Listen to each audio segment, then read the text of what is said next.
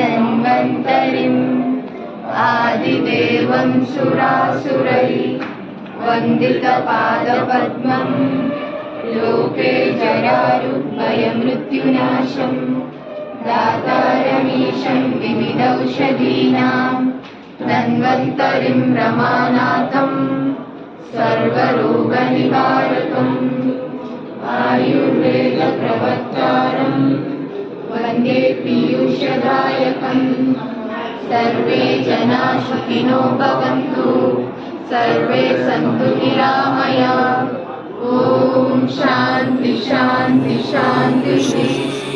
धन्वन्तरये नमः। ॐ श्री धन्वन्तरये नमः। ॐ श्री धन्वन्तरये नमः।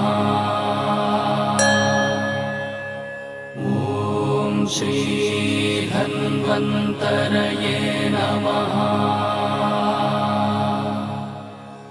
ॐ श्री धन्वन्तरये नमः।